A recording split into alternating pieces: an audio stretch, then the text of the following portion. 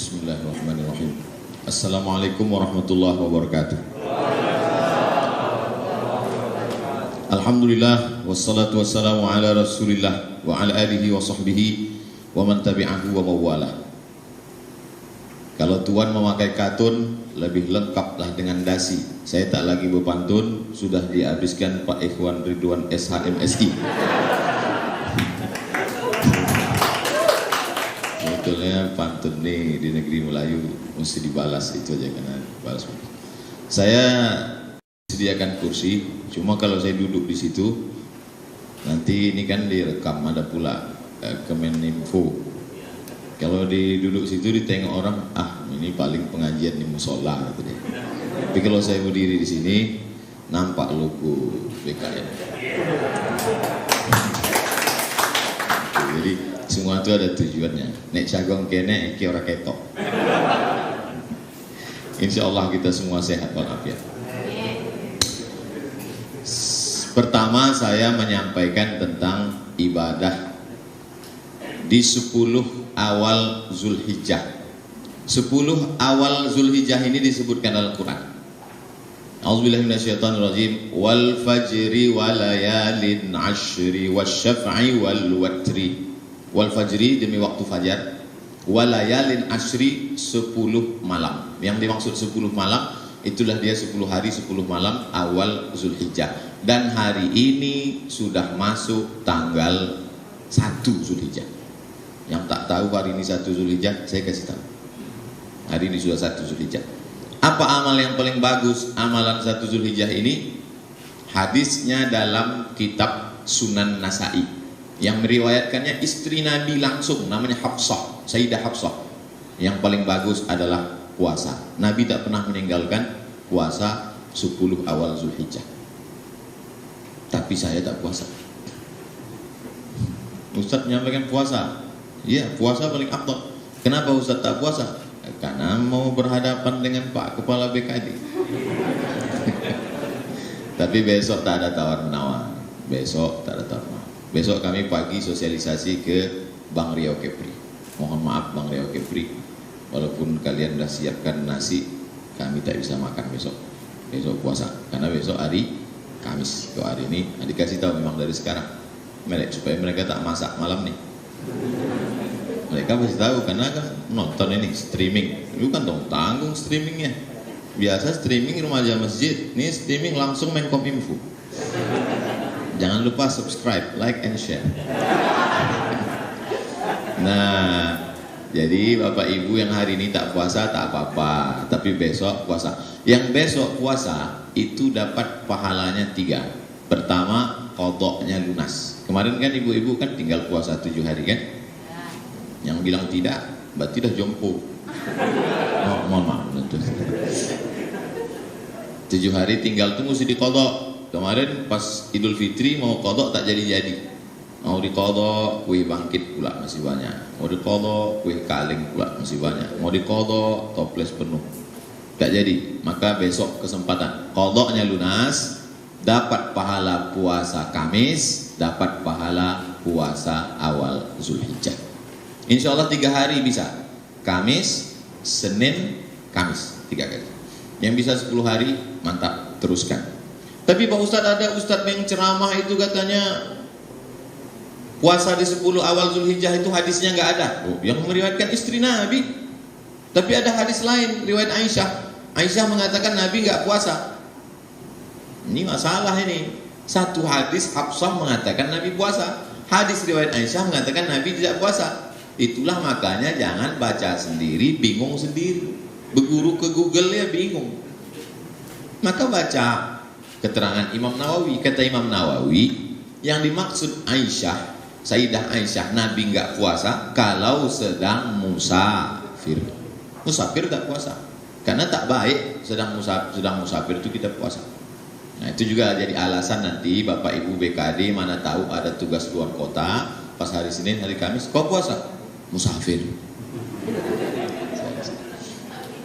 Kalau saya diajak orang makan, saya tengok dulu, kalau kira-kira saya membayar, saya bilang saya musafir. Puasa. Jadi kalau tengok-tengok nampaknya agak dia, Ustaz puasa? Tidak. Itu namanya cerdik pandai.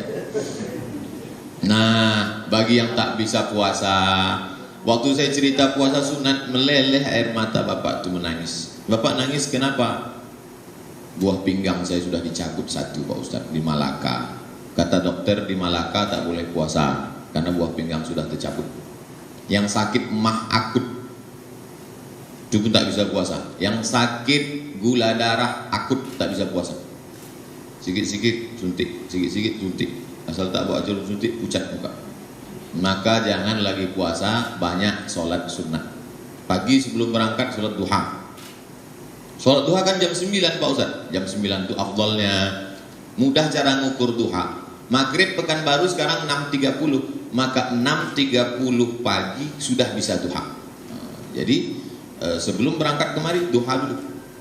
Saya tadi sebelum berangkat kemari duha. Usolli sunnatat duha raka'ataini lillahi ta'ala. Allahu Akbar. Ayatnya wa duha. Tak hafal wa duha kulhu. Kulhu pun tak hafal, kau masuk Islam kapan? Jangan sepelekan mu'alaf. Mu'alaf itu dosanya tak ada, bersih. Lalu kemudian sholat sunat witir. Sebelum tidur malam usahakan witir supaya kita sebelum tidur itu bersih. Dulu mak-mak kita kan ngasih tahu kalau sebelum tidur cuci tangan, cuci kaki. Mak-mak zaman sekarang mesti lebih hebat. Nah, kalau sebelum tidur wudhu dulu. Mak-mak dulu tak ngaji, cuci tangan, cuci kaki, makan obat cacing. Mestinya wudhu dulu, habis wudhu sholat witir. Nanti bangun malam tahajud saja, tak usah witir lagi, karena tak boleh 2 kali witir dalam semalam. Sholat sunat hajat, sholat sunat tasbih, sholat sunat mutlak, sholat sunat qobliyah, sholat sunat ba'diyah, sholat sunat istikharah, sholat sunat tasbih. Inilah masanya dibanyak-banyak. Saya Pak Ustadz puasa tak bisa, usus sakit. Oke, bisa sholat. Sholat sunat pun tak bisa, lutut pula sakit. Jadi kalau kita Pak, banyak baca Quran. Baca Quran pun tak bisa Pak Ustadz. Asal dibuka Quran meleleh air mata. Yang keempat, zikir. Afdalul zikri afdal zikir la ilaha illallah. Banyak-banyak la ilaha illallah, la ilaha illallah, la ilaha illallah, la ilaha illallah, la ilaha illallah. Pas datang orang urusan berhenti. Ya nanti orang datang urusan zikir juga.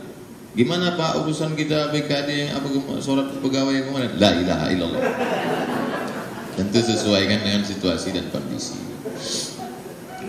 Ma min ayyamin, tidak ada hari al-amalu sholihu fihinna ahabbu ilallah min hadhil ayyamil ashri.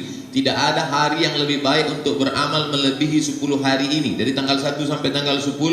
Fa'aksiru fihi tahmid wa tahlil wa tasbih. Perbanyaklah tahmid alhamdulillah, tahlil la ilaha illallah, tasbih subhanallah walhamdulillah wa la ilaha illallah wallahu akbar. Perbanyak-banyak sholawat.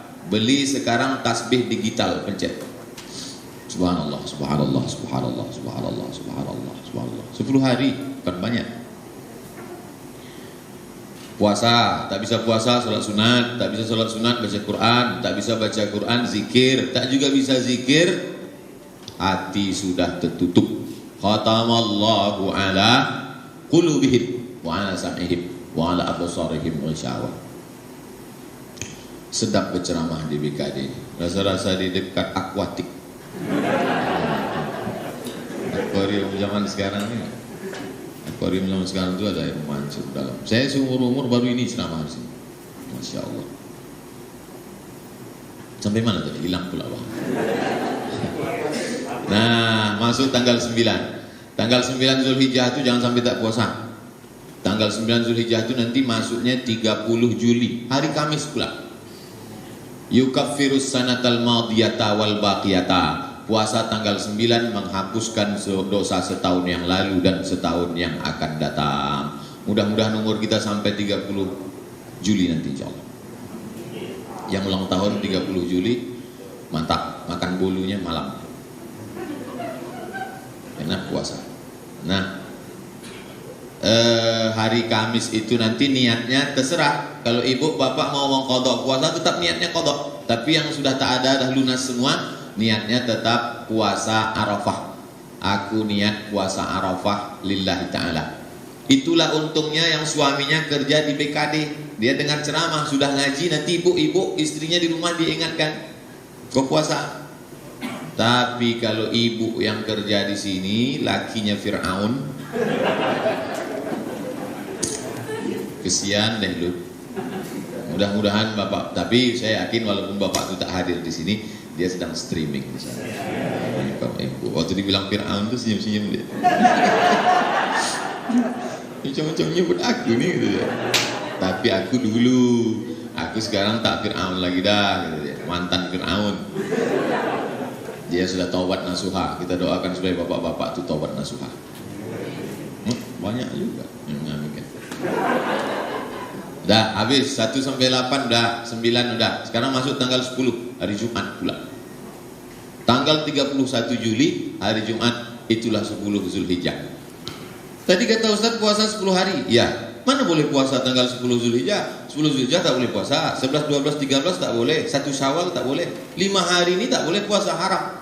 Allah tu maha adil. Dibuatnya dapat pahala puasa tapi tak puasa.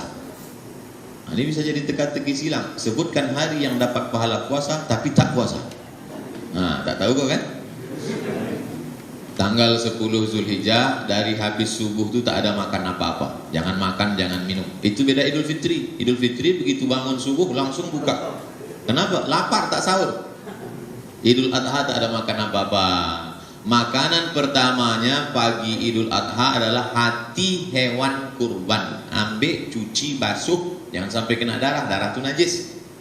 Semprotkan limau. Tak ada limau sama lemon.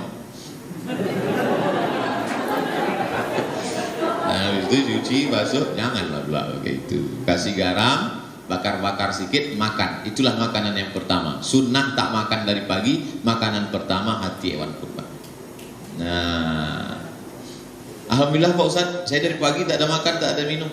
Tapi udah 3 batang. Tak bisa. Mesti apapun tak ada maksud. Macam orang puasa, lengkaplah puasanya 10 hari. Fatamma miqatu rabbih 40 lailah. Sempurnalah munajatnya kepada Allah 40 hari 40 malam. Tapi 10 hari 10 malam, Zulhijjah 30, Zulqa'dah 30, Zulhijjah 10. Itulah munajat Nabi Musa 40. 40 angka kesempurnaan. Makanya orang kalau sudah umur 40 itu sempurnalah dia. Life is beginning at 40. Hidup baru dimulai pada umur 40. Petualangan, new adventure. Lalu kemudian tanggal 10 itu yang paling afdal, solat Idul Adha. Tahun ini kalau tak boleh solat Idul Adha di rumah saja, sendirian. Pakai khutbah Pak Ustaz? Sendiri siapa jamaahnya pakai khutbah pula? Takkan awak berkhutbah awak mendengar. Yang pakai khutbah itu kalau bertiga. Bapak jadi imam, bapak khotib, makmumnya, ibu itu anak 2 orang. Nah, itu bisa. Jadi kalau ada makmum 3 bisa ada khutbah. Allahu Akbar, Allahu Akbar, Allahu Akbar. Allahu Akbar, Allahu Akbar, Allahu Akbar. 9 kali takbir khutbah pertama. Allahu Akbar, Allahu Akbar, Allahu Akbar kabira. Walhamdulillahi katsira. Wa subhanallahi bukratan wa asila. Wajjahtu wajhiya alladhi fatara as-samawati. Kata anak di bawah, ya itu iftitah. Saking grogi, lupa gitu. Apal pula anak itu lagi. Oleh sebab itu, maka khutbah Idul Adha ini sama macam khutbah Idul Fitri. Rukunnya 5 aja. Alhamdulillah, selawat, ayat, wasiat takwa, doa, duduk. Makanya nanti kalau mana tahu mendadak jadi khotib pegawai BKN, disiapkan mimbar, siapkan kursi situ. Karena duduk antara 2 khutbah itu duduk sejenak. Kalau tak ada kursi di mana mau duduk? Tak mungkin mencangkung. Nah, setelah itu barulah selesai khutbah, ambillah kambing tadi. Kambingnya akranaini, bertanduk. Jangan potong kambing tak bertanduk. Kenapa? Kambing belum akil balik. Dagingnya lembek. Orang makannya jijik. Kita kalau sedekah tuh kasih daging yang paling berkualitas, paling mantap. Akranaini, bertanduk. Setelah itu pula barulah amlahaini, putih bersih, kambing yang paling disukai, disembelihlah. Bismillahi wallah, hadapkan ke arah kiblat. Mana kiblat kita? Sana kiblat. Kepala kambing itu di sebelah kiri, arahkan ke kiblat. Bismillahi wallahu akbar, Allahumma taqabbal min fulan bin fulan. Motongnya dari bawah ke atas. Dari bawah tarik ke atas. Karena kalau dari atas ke bawah darahnya ke muka. Maka dari bawah ke atas mesti putus 2 urat. 1 urat napas, 1 urat makan. Saya sampai sekarang belum pernah motong. Teori ya. Oke lah ini ya. Saya ini nampaknya aja berapi-api, hati saya lembut. Tak sampai hati saya menengok kambing itu meregang nyawa. Jangan kan motong kambing, motong ayamnya tak sampai. Dikirimlah kemarin golok 2 biji, 1 golok untuk sapi, 1 golok untuk kambing. Saya ditantang untuk motong Idul Adha. Yang mengirim ini dari Jakarta, namanya Juleha. Juleha itu juru sembelih halal.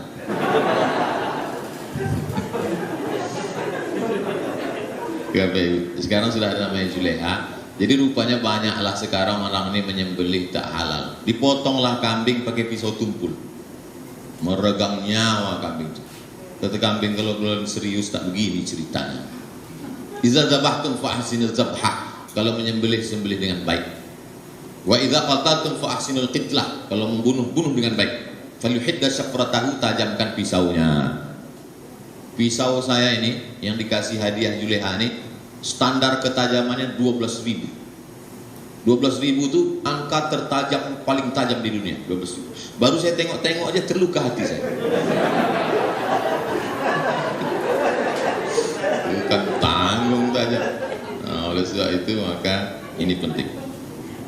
Pak Ustadz, boleh tak kami simpan daging nih Pak Ustadz? Ada hadis menyebutkan kulu la tadakhiru, makan jangan simpan.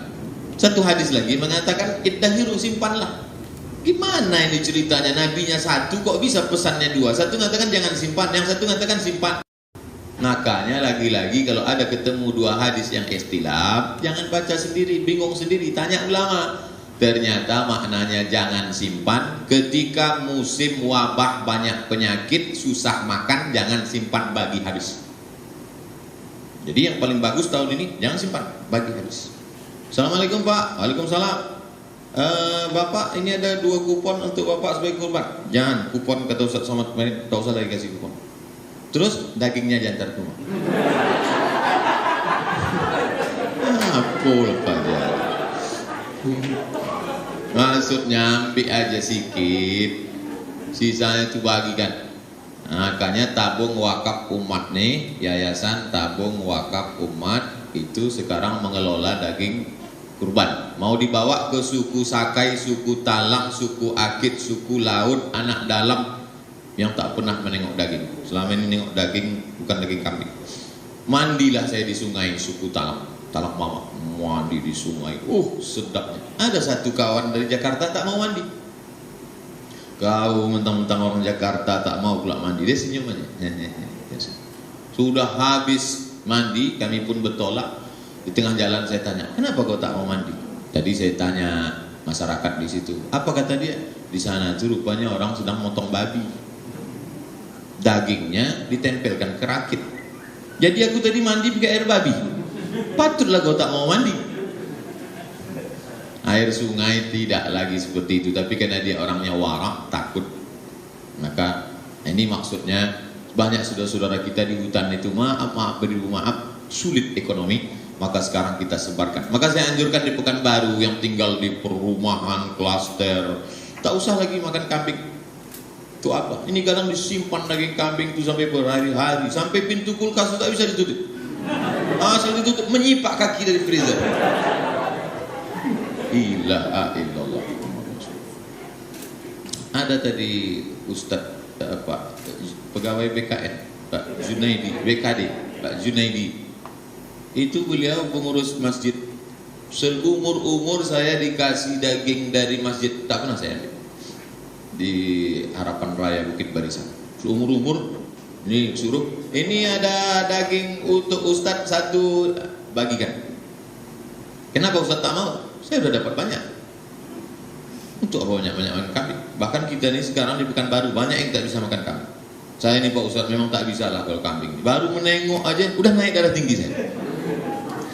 Oleh sebab itu maka yang paling afdol ini kita bagi-bagikan saja. Bagi yang orang tuanya sudah meninggal, kapan lagi berbakti sama orang tua? Inilah masanya. Ini 2,5 juta untuk kurban saya, ini 2,5 juta untuk almarhumah mak almarhum ayah saya. Mudah-mudahan rezekinya berlimpah. Amin. Saya punya waktu sampai jam 9.30. Sesudah itu Ustadz Al-Nokdinar mempresentasikan, itu bahannya sudah, Yayasan Tabung Wakaf Umat. Setelah beliau presentasi, barulah saya menjawab pertanyaan-pertanyaan Bapak Ibu yang sudah. Tolong pertanyaannya agak bergizi sedikit.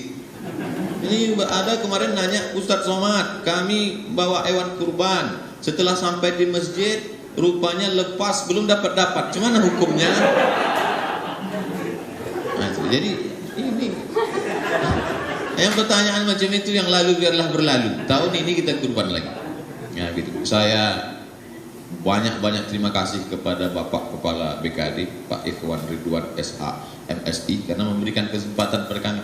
Ini kami minta izinkan kami presentasi tabung wakaf umat di tengah pandemi, bisa diberikan kesempatan, Masya Allah. Tapi saya tetap ikut protokol sampai di pintu tadi. Selama ini biasa kalau sampai di pintu kita disambut tolak badru alaina. Sekarang enggak, tembak kening langsung, pam 30. Sesudah itu tak ada salaman, kita ikut protokol. Kemudian ini sengaja saya gantungkan.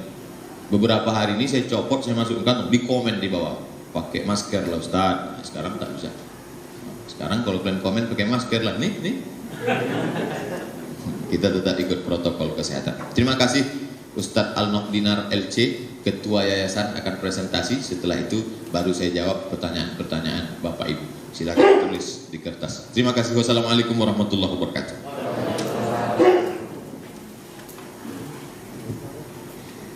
Terima kasih kepada Bapak Ustadz Abdul Somad LCMA.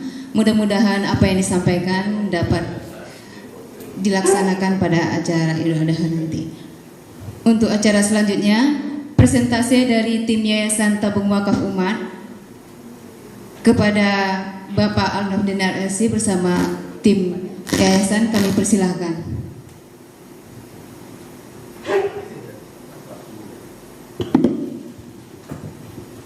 Assalamualaikum warahmatullahi wabarakatuh. Bismillahirrahmanirrahim. Alhamdulillahirrahmanirrahim. Allahumma salli ala sayyidina Muhammadin. Alhamdulillah, bersyukur kita dengan nikmat Allah, berselawat kepada Rasulullah. Yang kami muliakan Ustaz Abdul Somad, yang kami hormati Bapak Kepala BKD, kemudian Kepala Dinas Kominfo, dan para pejabat yang hadir, serta semua kita yang dirahmati Allah Subhanahu wa taala. Pertama, kami sangat berterima kasih disambut di BKD untuk menyampaikan tentang Yayasan Tabung Wakaf Umat. Yayasan Tabung Wakaf Umat ini baru berdiri 6 Juni 2020, belum sampai 2 bulan. Diberdirikan di Pekanbaru atas inisiasi Ustadz Abdul Somad beserta tim dakwah beliau, tambah sahabat-sahabat ketika kuliah di IAIN Susko tahun 96, kemudian sahabat-sahabat alumni Al-Azhar Mesir, serta para jamaah yang selama ini support kegiatan dakwah beliau. Maka ada 4 unsur yang bergabung. Kita berkumpul 6 Juni pada saat halal bihalal. Fokus kita pada filantropi, lebih khusus mengelola wakaf, tapi tetap menerima infak, sedekah, juga donasi halal lain dari pribadi dan dari perusahaan. Begitu kami dirikan yayasan ini, langsung kami ikrarkan ini milik umat. Bahwa setelah kami mendirikan, kami serahkan kepada umat. Selama ini kami hanya berkhidmah. Meninggal kami, habis masa kami di yayasan, anak dan keturunan kami tak punya hak di yayasan, kecuali kalau mereka punya kapasitas mengelola yayasan. Nanti ada ikrarnya. Kenapa muncul lembaga ini? Orang Melayu identik muslim, muslimnya Ahlus Sunnah wal Jamaah. Tapi berjalan waktu sudah banyak yang berubah. Mungkin pengaruh internal, ada liberal, ada syiah, ada salafi, dan banyak pengaruh yang lain. Dan dari luar ada kristenisasi, ada budaisasi, sehingga pinggir-pinggir Pekanbaru sudah banyak berdiri rumah ibadah agama lain. Hari Senin lalu kami ke Palas Masjid Nurul Amal, RT 2 RW 2. Di samping itu mereka sebut Korea Utara. Kenapa? Hanya 2 RT tapi 13 gereja di 2 RT itu. 2 RT itu kan tak banyak, tapi 13 rumah ibadah. Maka selama ini juga banyak orang yang berkeinginan berwakaf kepada Ustaz. Oleh Ustaz tidak diterima. Kenapa? Khawatir tidak bisa mengelola karena sibuk pergerakan dakwah. Dulu juga PNS di Winsusko. Kemudian kalau tak terkelola dengan baik nanti menyusahkan di dunia, merepotkan di akhirat. Maka perlu kita punya tim bersama untuk mengelola dengan baik dan saling mengingatkan, sehingga dibentuk yayasan. Apa target kita? Dari yayasan ini kita ingin optimalisasikan pengelolaan wakaf, agar wakaf yang masuk dari masyarakat ini kita gunakan menjaga kemandirian umat dan mengembalikan umat untuk mengamalkan ajaran Islam yang orisinil dan ajaran Islam yang jamaah, yang wasati, yang moderat. Tidak sekelompok, tidak hanya mementingkan grup-grup tertentu, tapi mengakomodir semuanya. Maka dari wakaf tadi tujuan kita kalau terkelola dengan baik, wakaf ada mungkin yang wakaf 1 SPBU, kita kelola SPBU tadi, hasilnya untuk pendidikan, untuk ekonomi, sosial, dan dakwah. Mungkin ada yang punya 1 rumah makan, kami wakafkan. Atau kami punya tanah 10 hektar, kami wakafkan. Kami punya ada mobil untuk travel 10 armada, kami wakafkan. Hasilnya begitu dia keluar surplus, kita gunakan untuk kemajuan pendidikan di negeri Melayu. Tak ada sekolah, kita buat sekolah. Ada sekolah, kita orang susah bisa makan. Hari Senin lalu kami berbagi di Palas sekaligus di Meranti Pandak RW 9. Di Palas 110 paket, di Meranti Pandak sebanyak 30 paket. Di Palas kerjasama dengan Indonesia AI Network dan komunitas hamba Allah. Termasuk kita serahkan juga 2 sapi kurban di situ. Alhamdulillah tahun ini Yayasan Tabung Wakaf Umat dipercaya lebih kurang 21 sapi sampai saat ini, yang kita sebar di beberapa titik kemiskinan di Pekanbaru dan pedalaman. Hari ini ada Pak Mahmud ke Kampar Kiri. Saya lupa negeri nama persisnya, di Gema, Kampar Kiri. Itu mengantarkan sapi juga. Dan ke sebagian tempat seperti di Durian Cacar, daerah Seberida, kemudian di Lemang, di Batang Gansal, di Siambul juga sudah kita salurkan hewan kurban untuk persiapan Idul Adha nanti. Kemudian di Teluk Benio, suku Akit Penyalai dan suku Akit Meranti melalui Yayasan Fitrah Madani Meranti sudah kita sebar untuk disembelih saat Idul Adha nanti. Kemudian begitu berhasil nanti wakaf dikelola, kita jadikan sokongan dakwah. Tadi nampak di gambar awal Ustadz setiap tahun ke Talang Mama sejak 2016, terakhir kemarin Februari 2020. Kalaulah kondisi normal mungkin Agustus atau Juli ini kita ke Meranti, tapi karena kondisi tak normal beliau memilih lockdown dan bersama kita di Pekanbaru. Kemudian kekuatan ekonomi umat, kalau ada aset-aset wakaf produktif diserahkan ke kita, kita kelola. Yang susah, yang tak ada kerja bisa kerja. Yang mereka butuh makan bisa kita produktifkan dengan usaha aset wakaf yang kita punya, sehingga ekonomi umat juga kuat. Lanjut. Maka visi kami terwujud lembaga independen yang dipercaya masyarakat, punya trust, punya integritas, punya profesionalisme untuk mengembangkan perwakafan di Riau. Apa tujuannya? Berkhidmah kepada umat. Kemudian selain berkhidmah, jadi contoh. Karena banyak lembaga wakaf berdiri, tapi kemudian tidak bisa dibedakan aset wakaf dengan aset para pengelola wakaf, yang kemudian bisa jadi menjadi pemilik, orang yang mengelola wakaf menjadi pemilik aset wakaf, bukan lagi milik umat, mestinya cuma mengelola wakaf. Lanjut, misi kami ingin menjadikan yayasan ini sebagai yayasan yang lembaganya profesional, mampu mewujudkan potensi dan manfaat harta benda wakaf. Untuk apa kepentingan ibadah menurut Ahlus Sunnah wal Jamaah? Kenapa kami kunci dengan Ahlus Sunnah wal Jamaah? Karena hari ini sudah banyak yang membuat grup kelompok yang sektarian, yang membatasi dengan warna tertentu, dengan paham tertentu. Kita tidak buka untuk keseluruhan, serta untuk pemberdayaan masyarakat. Ini di antara program kita, pembagian sembako rutin setiap bulan. Karena kita berdiri bulan Juli pertama kita lakukan pekan ketiga kemarin. Insya Allah setiap bulan pekan ketiga. Maka kalau ada yang ingin bergabung, boleh nanti kirim beras, kirim minyak, kirim gula, atau sembako yang lain. Kemudian infak penanaman jeruk nipis. Jeruk nipis ini modelnya YLPI punya tanah wakaf tapi masih kosong. Oleh kita kerjasama dengan IDN dan Yayasan Riau Amanah Bertujuh, kita kelola tanah tadi dengan menanam jeruk nipis. Begitu berhasil nanti kita bagi hasil. Ada untuk YLPI, ada untuk yang mengelola tanaman, dan sebagian hasil untuk kita gunakan untuk 4 tujuan tadi: pendidikan, dakwah, ekonomi, sosial. Kemudian orang tua asuh. Sudah 2 orang anak kita hantarkan sekolah tahun ini. 1 ke pesantren tahfiz Quran Hadis Internasional di Jalan Hanter dekat UIR.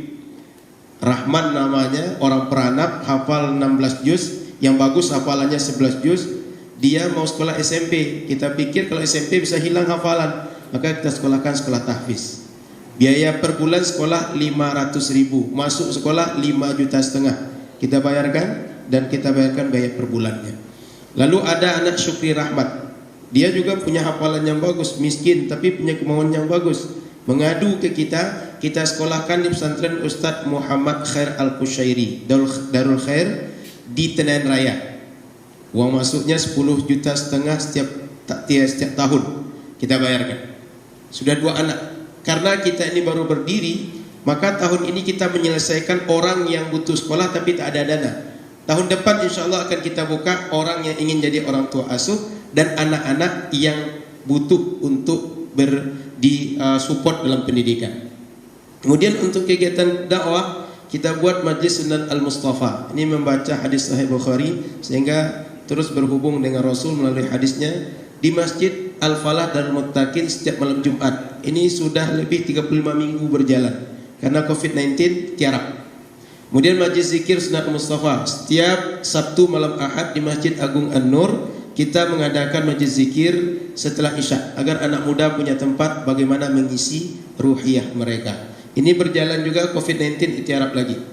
Kemudian majlis muzakarah asatiz, para ustadz bermuzakarah, berdiskusi, membahas kitab-kitab klasik dan membahas permasalahan kontemporer berdasarkan basis keilmuan yang orisinil. Hari ini setiap pekan kita bermuzakarah sehingga ada 2 acara hari ini. Kami ke sini, para ustadz Yayasan Tamu Wakaf Umat bermuzakarah di PAUS di Sekretariat Forum Silaturahim Remaja Masjid Mutmainnah dahulu. Sekarang Remaja Masjid dan Pembinaan Mahasiswa dan Pemuda. Kemudian kajian perkantoran bersilabus. Jadi kita punya banyak ustadz yang kebanyakan alumni Timur Tengah. Profilnya sudah saya serahkan kepada Bapak Kepala BKD. Nanti boleh dilihat bagaimana pola kajian kita dan siapa orang yang bisa mengisi pengajian, dan kontak personnya ada di situ, Pak. Mungkin ada kajian pekanan atau mingguan atau bulanan, nanti boleh dihubungi kita. Kemudian distribusi kurban di pedalaman. Sudah saya singgung tadi, lebih kurang 21 hewan kurban saat ini kita salurkan di titik kemiskinan Pekanbaru dan pedalaman Riau. Kemudian yang terakhir tadi ada pengadaan ambulans, agak terpotong. Itu alhamdulillah disupport oleh Rumah Sakit Awal Bros. Mereka sedang persiapkan. Kalau sudah oke nanti diserahkan ke kita gunakan untuk mensupport masyarakat. Sehingga jangan sampai ada anak namanya Tariq atau Alan Nuari, lahir di jalan bulan Januari. Kenapa? Karena tak ada ambulan membawa ke rumah sakit. Atau namanya Tariq, dalam bahasa Arab Tariq itu diterjemahkan ke bahasa kita jalan. Kenapa nama Tariq lahir di jalan? Apa sebab tak ada ambulan untuk membawa ke puskesmas atau ke rumah sakit. Jangka panjang kita punya program membangun kawasan berbasis wakaf. Ada masjid, ada sekolah, kemudian ada unit usaha mensupport masjid dan sekolah. Mudah-mudahan anak orang kaya di Pekanbaru, mereka sulit mencari pendidikan berkarakter berbasis agama, kita bisa support dan itu produktif. Hasilnya nanti kita jadikan sekolah untuk mensupport para kader ulama. Niat kita ambil 2 kader setiap kabupaten kota di Riau, lalu kita didik dia menguasai kitab-kitab dari yang dasar sampai yang menengah atau yang tinggi. Selesai mereka kita mintakan ke setiap daerah tolong sediakan wakaf agak 2 hektar. Anak ini bangun pesantren, dia mengajar sehingga dia mencerahkan masyarakatnya. Nah, mudah-mudahan nanti setiap kabupaten dan kota siap mensupport juga. Kalau tak disupport, kita support dengan dana wakaf mereka sekolah gratis yang kader ini. Dari mana diambil dananya? Sekolah yang kita produktifkan dan unit usaha produktif lain. Kita buat convention center, hall, sehingga kalau ada yang nikah bisa sewa. Kalau ada yang ingin melakukan berbagai acara seminar bisa sewa. Hasilnya kelola untuk sekolah gratis dan bagi sembako tiap bulan. Termasuk kita buat outlet, nanti kita sewakan hasil sewanya untuk masjid, untuk lembaga pendidikan. Kedepan kalau juga ada yang menyerahkan wakaf produktif, mungkin ada tanah, mungkin ada SPBU, mungkin ada rumah makan, mungkin ada ruko, mungkin ada sekolah, diserahkan ke kita, kita kelola produktif, hasilnya untuk kegiatan kita yang 4 tadi. Maka Bapak Ibu kalau ada yang ingin mensupport kegiatan-kegiatan kita, boleh nanti hubungi kita. Dan saat ini kota amal kita juga sudah sediakan, boleh nanti support kota amal kita, Yayasan Tabung Wakaf Umat. Sehingga mohon izin Pak Kepala BKD, kami menghimpun dana dengan kota amal yang kami bawa dari tim. Mohon izin Pak. Ini ikrar pendiri. Ini boleh dilihat tanda tangan orang-orang yang namanya ada di akta yayasan. Nampak nama-namanya? Orang-orangnya. Di depan saya ada Bapak Tatang, beliau di KPI, Pak. Komisi Informasi, Ketua Pembina. Tuan Guru Ustaz Abdul Somad, beliau bagian dari pembina. Abang Hendrianto, beliau bagian dari pembina. Saya dipercaya selaku ketua yayasan. Karena yayasan ada pengurus, ada pembina dan ada pengawas. Jadi bersama saya ada 3 pembina dan saya ketua pengurus. Lanjut. Rekening yayasan. Mungkin nanti ada yang ingin supportnya melalui rekening. Bank Riau Kepri, nomor rekening 8201116 sebanyak 5 kali. Ada Bank Muamalat 221066 kali. Ada Bank BNI Syariah 1010965 kali. Kenapa banyak 6? Karena berdirinya 6 Juni. Sehingga mudah mengingat tahun berdiri, tanggal berdiri kita. Kemudian setelah ini kalau ada yang ingin menghubungi kami, ini kontak kami. Nah, sehingga kalau ingin update video-video Ustadz, kegiatan kami bisa lihat Tabung Wakaf Umat Official. Boleh silakan dibuka di YouTube Tabung Wakaf Umat Official. Sehingga termasuk kalau nanti diupload ceramah ini akan diupload di YouTube Tabung Wakaf Umat Official. Jadi jangan lupa subscribe, like and share. Yayasan Tabung Wakaf Umat punya YouTube Tabung Wakaf Umat Official. Kemudian Facebook kami Tabung Wakaf Umat, Instagram Tabung Wakaf Umat _official. Juga kami update berbagai informasi kegiatan. Kemudian website www.tabungwakafumat.org. Narah hubung saya 853 55 50 4463 Al-Nof Dinar. Kemudian Ustaz Hanafi 813 1145 0725. Demikian yang bisa kami jelaskan tentang yayasan ini. Semoga menjadi kerja semua kita, bukan sekedar kerja sebagian orang. Karena Riau ini adalah tempat kita berpijak, tempat kita mengabdi bersama. Bagi kami dari pengajian menjadi pengabdian, dari berfikir diri menjadi berfikir untuk umat. Barangkali semua kita bisa mensupport insyaAllah. Terima kasih, mohon maaf salah dan kurang. Assalamualaikum warahmatullahi wabarakatuh. Terima kasih kepada Bapak Al-Nof Dinar LC. Setelah presentasi yayasan yang disampaikan oleh Bapak Al-Nof Dinar LC, masuklah kita ke sesi tanya jawab yang akan dipimpin oleh Bapak Haji Abdul Somad LCMA. Kepada Bapak kami persilakan.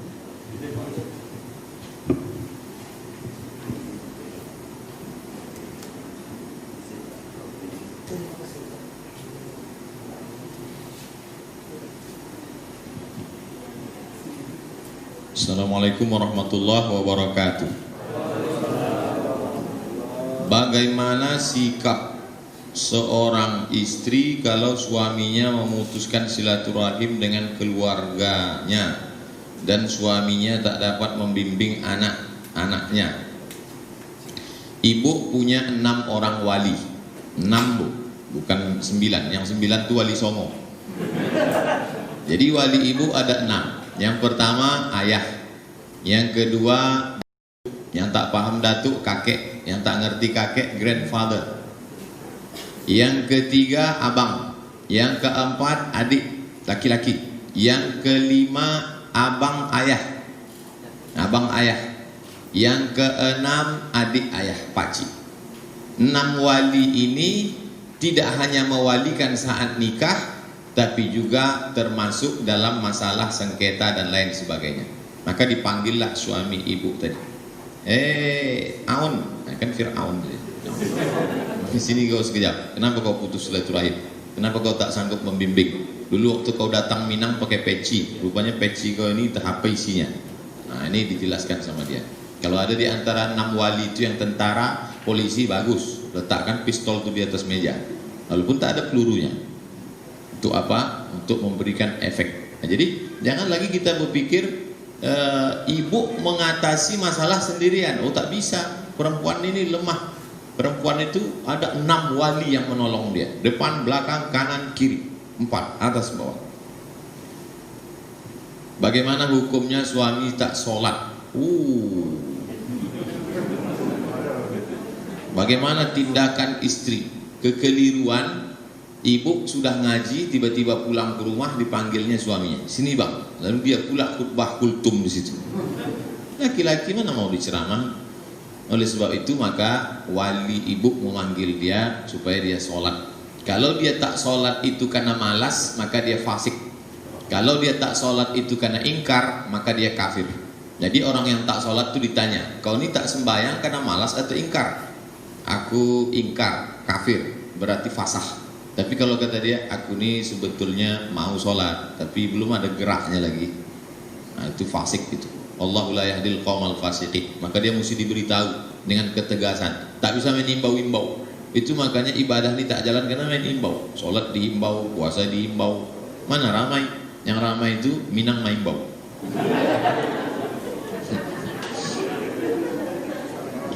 Saya mau tanya, daerah saya ada pembagian warisan laki-laki mau secara agama. Secara agama maksudnya perempuan 25, laki-laki 50 berdasarkan ayat lidzakari mithlu hadzil unsayain. Sedangkan yang perempuan maunya pembagian secara adat. Bagaimana menurut Ustadz dengan kasus ini? Pertanyaan, bagaimana menurut Ustadz dalam kasus ini? Arisan-arisan keluarga, jangan lagi cerita silaturahim, sabar.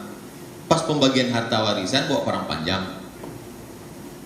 Motong sapi tak sanggup, motong saudara sanggup. Oleh sebab itu arisan keluarga cobalah robah judulnya pembagian warisan menurut Islam. Begitu kalau arisan keluarga. Nah, kalau bapak ini nanti mati, jangan cari ustadz yang kasar gitu, sakit hati dia. Lembut-lembut lah. Kalau si Anu meninggal, nah itu buat orang Jawa. Walaupun tujuannya di situ. Karena orang tua ini ibati dia kalau langsung cerita mati kan. Meleleh air mata dia. Lalu kemudian dijelaskanlah pembagiannya begini Pak. Kalau suami meninggal, istri ada anak, maka dapatnya 1/8. Kalau tidak ada anak, dapatnya 1/4. Langsung ibu itu buka kalkulator. Banyak juga Pak Ustaz gitu ya. Anak laki-laki 2 kali bagian anak perempuan. Ini bukan rasis. Kenapa laki-laki lebih banyak? Karena laki-laki menanggung nafkah, laki-laki mengasih mahar, laki-laki menanggung biaya hidup. laki-laki itu 5 kewajibannya. Ngasih makan, ngasih pakaian, ngasih tempat tinggal, ngasih pendidikan, ngasih perhatian. Karena laki-laki itu berat, maka banyak sekarang laki-laki yang tak siap jadi laki-laki. Itulah bencong. Mohon maaf Pak, begitu. Saya usahakan supaya berwibawa ceramah, tapi keceplosan juga. Nah, seandainya kita adik-beradik 2 perempuan, 3 laki-laki, bersepakat kita adik-beradik mau bagi rata saja, boleh apa tak boleh? Boleh, dengan syarat dan ketentuan berlaku. Syarat pertama, kita adik-beradik ini semuanya sudah akil baligh. Kalau ada satu yang keterbelakangan mental atau satu anak kecil, tak bisa, karena mereka tidak dianggap ahliyatut tasarruf, orang yang bisa mensedekahkan hartanya. Yang kedua, masing-masing tahu jatahnya berapa. Kalau dipakai syariat Islam, kau sebetulnya jatahnya sekian, tapi karena kita bagi rata, kau jadi sekian. Jangan ketika bagi rata, cuman setuju semua, setuju. Selesai, itu dihitungnya di rumah. Banyak juga rupanya. Nah, ini menjadi sengketa. Dia tak apa-apa, anaknya mengamuk, tak jadi beli motor baru. Nah, ini penting. Lalu kemudian pula yang ketiga, kalau jatah dia lebih tadi dibaginya untuk adiknya perempuan, maka kelebihannya itu sebagai sodakoh, jangan diungkit-ungkit. La tubtilu sadaqatikum bil manni wal adha. Begitu dalam fatwa Asy-Syabakah Al-Islamiyah Syekh Dr. Abdullah Balfaqih. Syekh Dr. Abdullah Balfaqih mengatakan boleh bagi rata dengan musyawarah, tapi cukup syarat dan ketentuan berlaku. Tapi hukum asalnya laki-laki 2 kali bagian perempuan. Ustadz, ini ada pertanyaan bonus. Ada pula. Kenapa Tuan Guru kami ditolak untuk ceramah di Eropa? Saya sampai ke Swiss, sampai saya tak boleh masuk. Saya tanya, kenapa tak boleh masuk? Karena sudah pernah ceramah di Belanda lalu diusir. Itu kata dia, kata orang imigrasi. Katanya saya pernah ceramah di Belanda, membuat keributan lalu diusir. Dan ada printnya. Dibukanya tas dia, ini print. Saya pun terkejut. Saya bilang, this first time I visit Europe. Kita walaupun makan ketupat gulai paku bisa aja sekali-sekali. Ikut pertama kali ke Eropa. Katanya enggak, ini bukti. Ini bukti. Tanya, mana paspor lama? Mana pula awak pergi bawa paspor lama? Paspor baru. Ini bukti. Pernah ceramah di Amsterdam, diusir. Siapa pula mengirim-ngirim itu? Tak tahu. Kita banyak haters kan. Tak apa-apa. Yang penting kalau ditanya orang, pernah ke Eropa? Pernah, tapi di airport aja.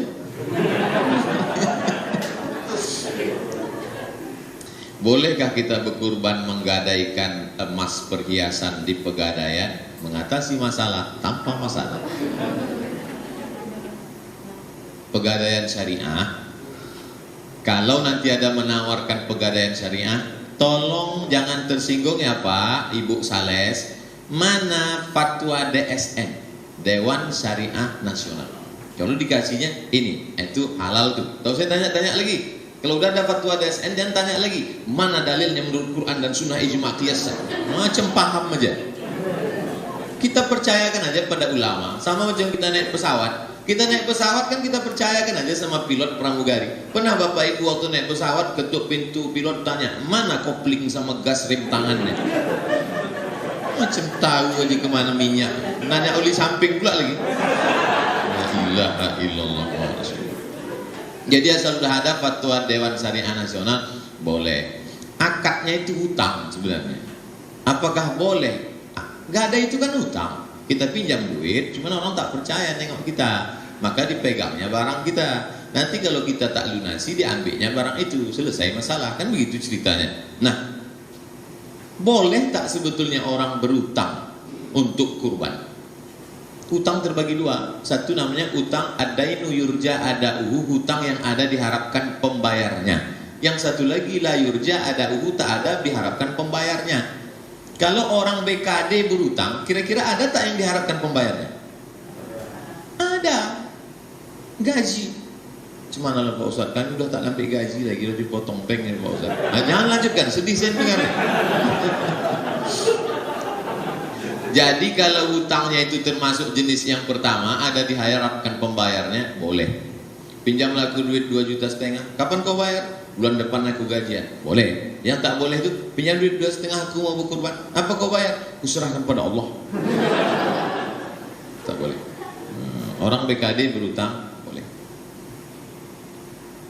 Boleh Ustaz tolong jelaskan. Begitu orang Riau bertanya, lembut ya, tapi mengena.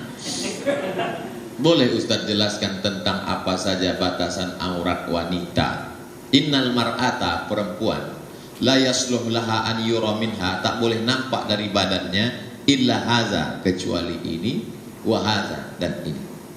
Zahiruha wa batinuha, ini boleh nampak, ini boleh nampak.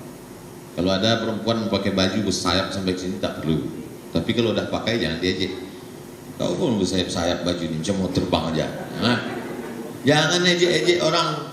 Karena kalau kita ejek orang, dia teraniaya, berdoa dia. Ini saya yakin, wallahu a'lam, bukan. Saya yakin ini COVID ini termasuk juga mungkin gara-gara kita banyak mengejek orang bercadar dulu. Sekarang bercadar semua. Dulu asal nampak orang cadar, hai ninja. Asal nampak orang bercadar. Sekarang bercadar semua. Oleh sebab itu maka tutup aurat. Alhamdulillah.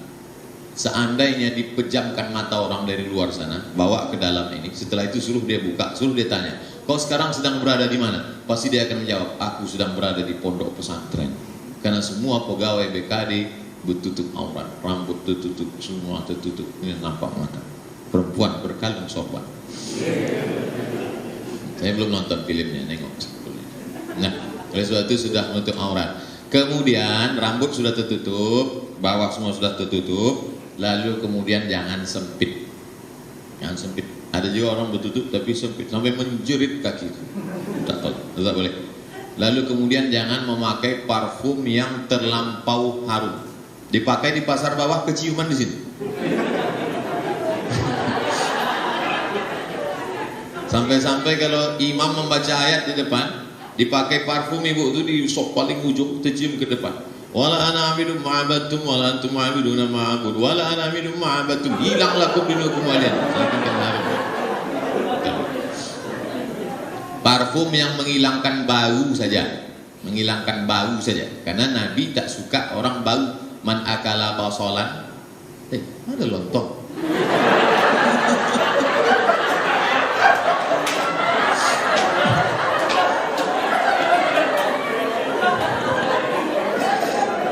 Man akala basolan, siapa yang makan bawang putih?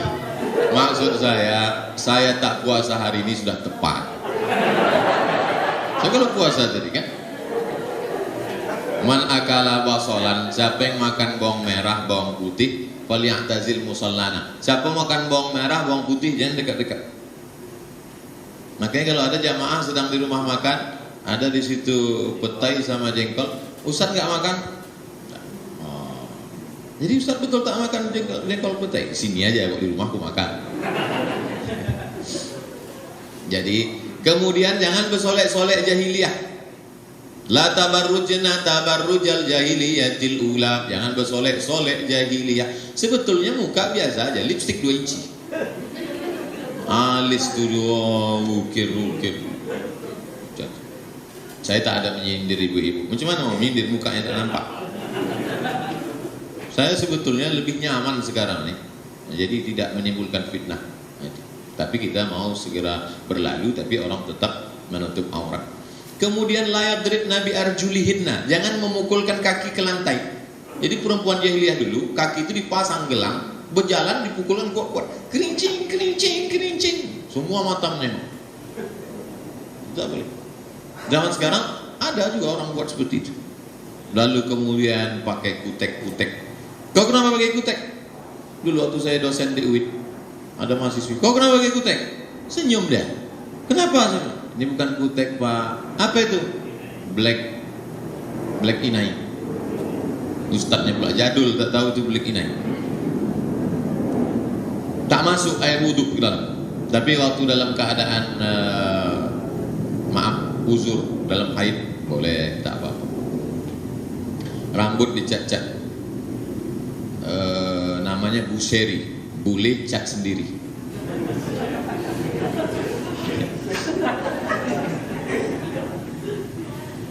Alhamdulillah senang kita di BKD tak ada yang tak menutup aurat. Apa hukumnya menjual kulit kurban? Man ba'a jilda udhiyatihi fala udhiyatalah. Siapa yang menjual kulit hewan kurbannya, maka tiada kurbanlah baginya. Hadis Nabi. Man ba'a jilda udhiyatihi, siapa yang menjual kulit hewan kurbannya, fala udhiyatalah, maka tiada kurbanlah baginya.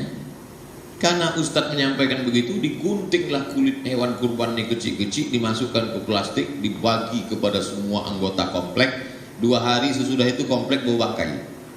Karena kulit dicampakkan ke tong sampah. Petugas sampah sibuk makan daging, sakit kepala tak datang 2 hari. Akhirnya menjadi mudarat. Win-win solution, jalan tengah. Kulit hewan kurban dibagi ke fakir miskin. Fakir miskin? Ya, ini ada kulit. Oh, tak mau. Maka jual kepada www.kulit.com. Assalamualaikum Pak, olah kulit. Ya, bisa kami jual kulit? Bisa. 1 kulit kambing berapa? 100. Ini ada 10 kulit, 1 juta. Panggil fakir miskin. Mau kulit? Tak mau. Udah jadi duit? Mau? Kasih. Jadi panitia tetap menjual, hasilnya tidak dipakai untuk beli kresek, tali, makan siang, tak ada. Semuanya diserahkan ke fakir miskin. Saya yakin Bapak Ibu ada yang panitia kurban nanti, sampaikan itu. Kalau takut segan menyampaikannya, ada rekamannya, share ke dia. Rekamannya bisa ditonton di Tabung Wakaf Official. Subscribe, like, and share. Semua hasil video dari Tabung Wakaf ini diserahkan ke Tabung Wakaf. Semua hasil video Tabung Wakaf serahkan. Maka dengan menonton, Ustaz Abdul Somad tak ada ngambil seperak benar. 100 perak, apalagi 100.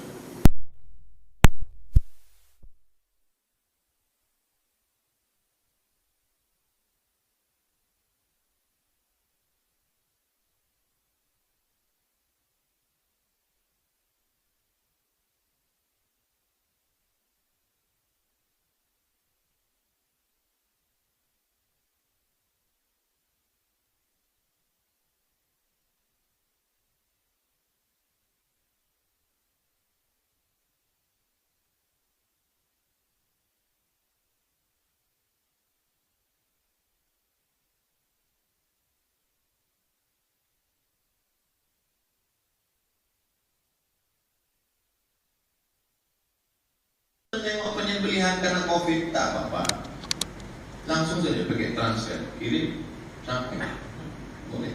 Jadi menyaksikan, menyembelih sendiri itu bukan rukun, bukan syarat, bukan wajib, hanya sunnah. Apa hukumnya penyerobot tanah wakaf yang dulunya orang tuanya pernah mewakafkan tanah untuk bangun masjid, tapi karena tak hitam di atas putih, wakafnya tersebut diambil kembali anak-anaknya selaku ahli waris. Inilah anak durhaka di atas durhaka.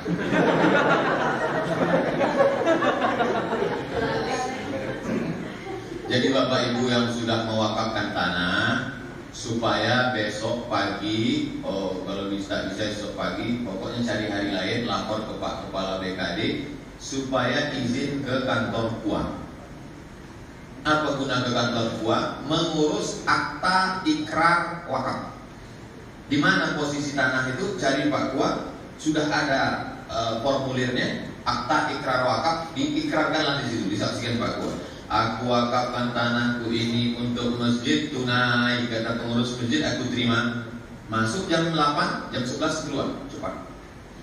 Entah karena saya kenal lama sama dia malam, tapi kami dulu urus cepat. Setelah itu akta ikrar wakaf ini dibawa ke Badan Pertanahan Nasional, BPN, Kanwil atau Kota Pekanbaru. Lalu keluarlah di situ.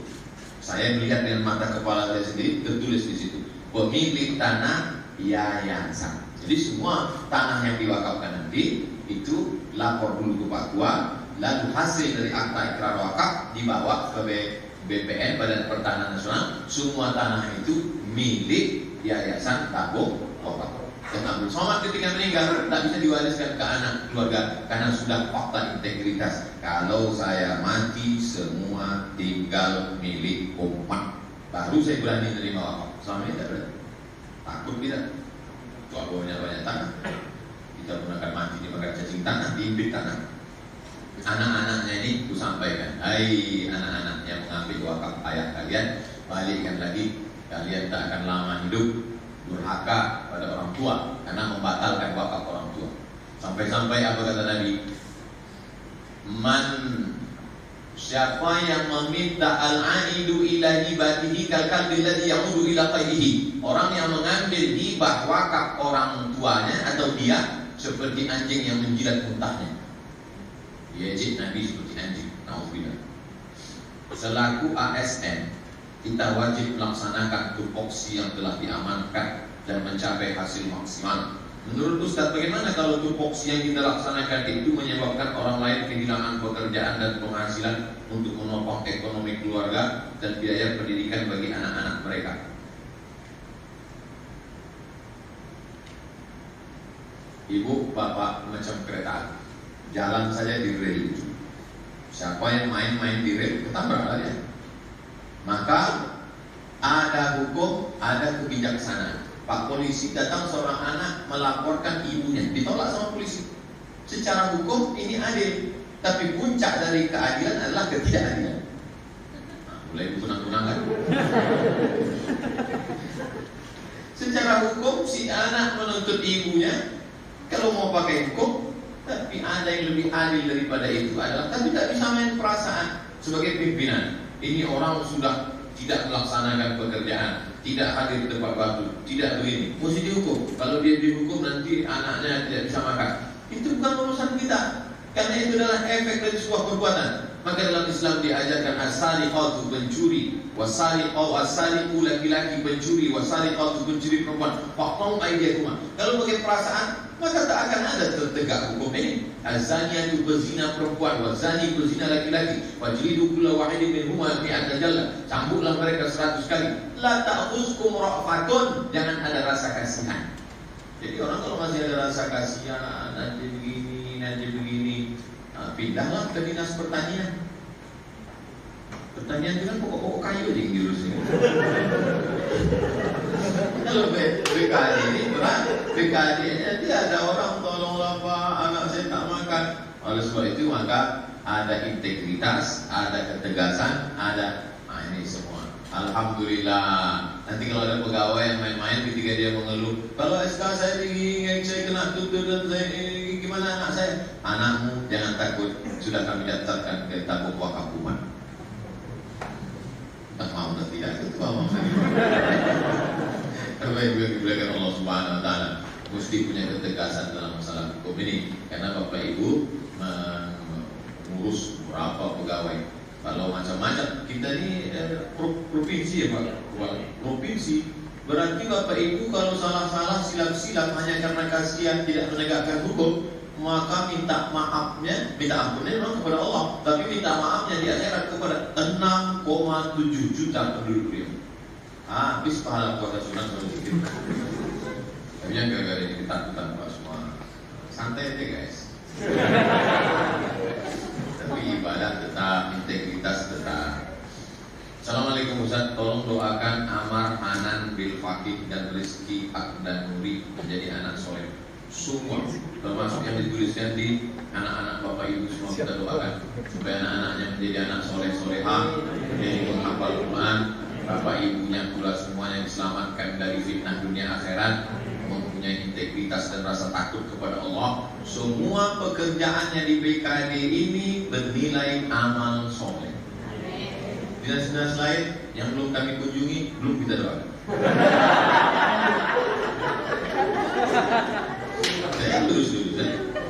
Karena tahu mereka sedang streaming kan, PD pula mereka mengaminkan amin, belum tak masuk.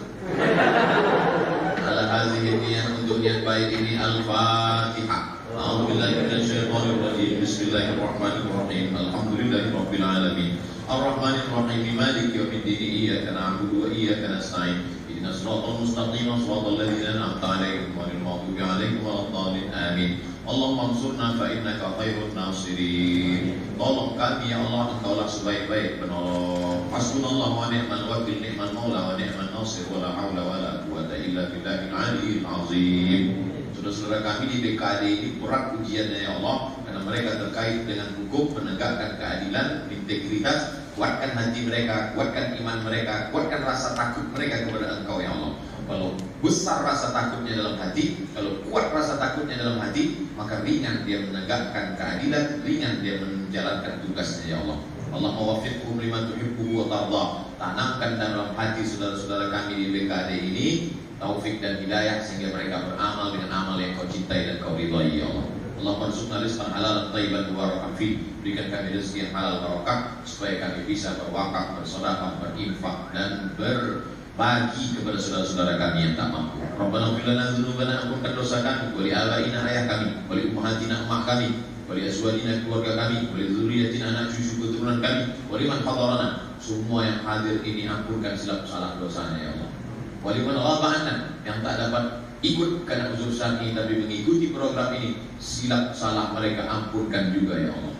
Allahumma a'inna, tolong kami ala zikrika, supaya hati kami selalu berzikir denganmu, wa syukrika, selalu bersyukur padamu, wa husni ibadatik, beribadah dengan ibadah yang terbaik. Allahumma ja'al abna'ana wa banatina min hufazil Quran wal hafizat, jadikan anak-anak kami menjadi para penghafal Quran. Wahfazhum min kulli su' wa syar, jaga mereka dari perbuatan keji dan mungkar. Allah manfa'ana al-bala' wal waba' wal fahsya' wal riba wal zina wal munkar. Selamatkan anak-anak kami dari narkoba, dari LGBT, dari pergaulan bebas, dari seks bebas, dari perselingkuhan, dari segala perbuatan yang jahat, dan mereka orang-orang istiqomah. Mati kami menghadap Engkau ya Allah. Mereka tetap mendoakan kami dalam tahajud dengan malam. Rabbi firli wa liwalidayya warhamhuma kama rabbayani shaghira. Rabbana zalamna anfusana, kami sudah banyak silap salah, kami sudah menzalimi diri kami. Wa illa taghfir lana wa tarhamna, kalau Engkau tidak mengampuni dan merahmati kami, dan nakunanna minal khasirin. Allahumma jama'na ma'al habibil Mustafa fi jannatikal ula. Di sini kami sekantor, di sini kami berkawan, di sini kami bersahabat. Jadikan kami pula bertetangga dalam surga bersama Nabi Muhammad SAW. Rabbana atina fid dunya hasanah wa fil akhirati hasanah wa qina adzabannar. Wa sallallahu ala sayyidina Muhammad wa ala alihi wasallam. Walhamdulillahi rabbil alamin. Taqabbalallahu minkum minna minkum taqabbal ya karim. Terima kasih segala perhatian Bapak Ibu. Mohon maaf atas segala kesilapan dan kehilapan. Waffaqana Allah bima yuhibbu wa yarda. Subhanakallah. Kita tutup dengan doa kafaratul majlis. Subhanakallah wa bihamdika asyhadu an la ilaha illa anta astaghfiruka wa atubu ilaik. Wassalamualaikum warahmatullahi wabarakatuh.